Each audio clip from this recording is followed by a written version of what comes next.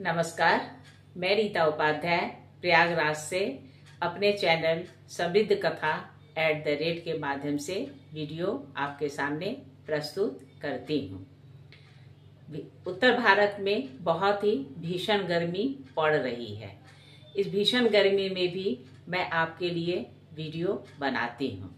इसके लिए मैं बहुत सारी कहानियों और पुस्तकों का अध्ययन करती हूँ ताकि आपके साथ साथ मेरे भी ज्ञान में वृद्धि हो। वीडियो बनाने के बहाने मैं आप लोगों से गुफ्तगू भी करती हूँ। इससे मेरा समय अच्छा कटता है।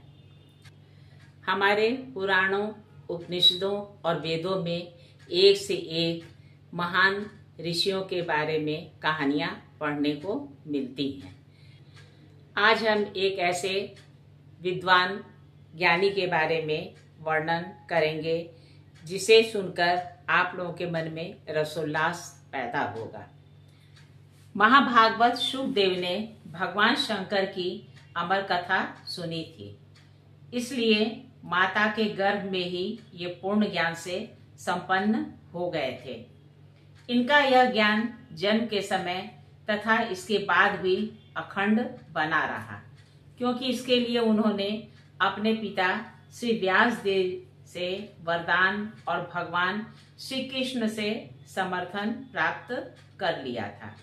गर्भ में और जन्म से ही पूर्ण ज्ञान संपन्न होने का उदाहरण इतिहास में कम मिलता है। यही कारण है वायु पुराण में इन्हें महातपा, महायोगी और योग शास्त्र का प्रणेता कहा गया है। श्री सुखदेव जी जब माता के गर्भ से पृथ्वी पर आए तब वरदान के फलस्वरूप पूर्ण अद्वैत ज्ञान निष्ठ थे। इन्हें तो माता पिता का ज्ञान न था और न ही अपने पराये का। पैरों का काम चलना है। उत्पन्न होते ही इन्हें लेकर वे कहीं चल पड़े। पुत्र को इस प्रकार घर से बाहर निकलते देख पिता उनके पीछे लग गए। उन्होंने पुत्र का हाथ पकड़कर अपनी ओर खींचा, जोर से आवाजें भी लगाईं, किंतु अद्वैत निष्ठ के लिए यह सब व्यर्थ था।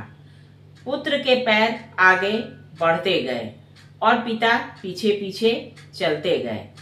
थोड़ी दूर पर कुछ स्त्रियां स्नान कर रही थीं। उन्होंने सुखदेव को नंगे देखकर अपने वस्त्र नहीं पहने, किंतु वस्त्र धारण किए वे व्यास जी को देखकर झट कपड़े पहन लिए।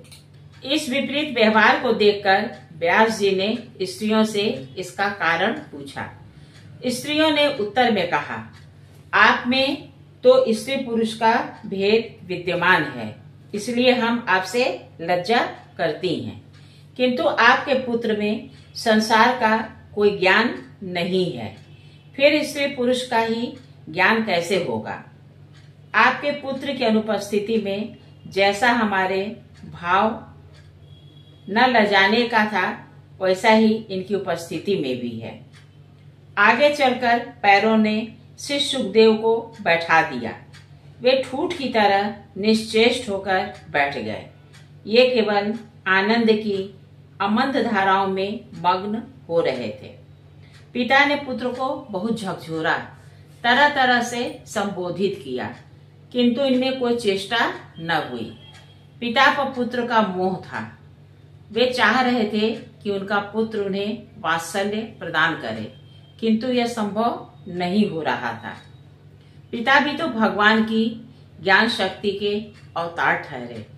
उन्होंने विचार किया कि ऐसे अद्वैत निष्ठों के ब्रह्मानंद में उल्लास लाने के लिए ही तो भगवान का अवतार होता है।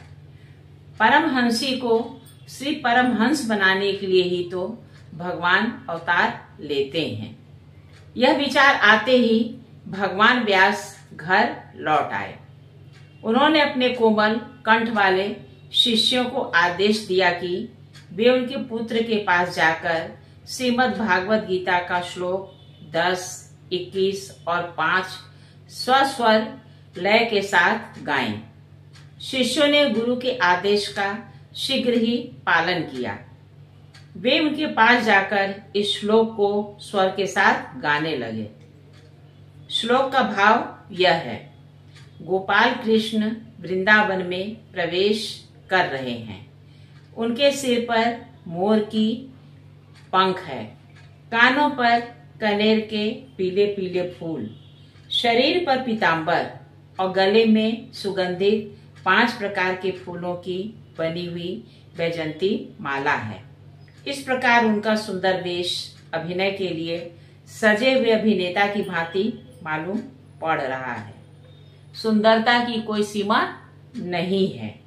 वे चलते हैं तो मालूम पड़ता है मानो सुंदरता ही बिखरती हुई चल रही है।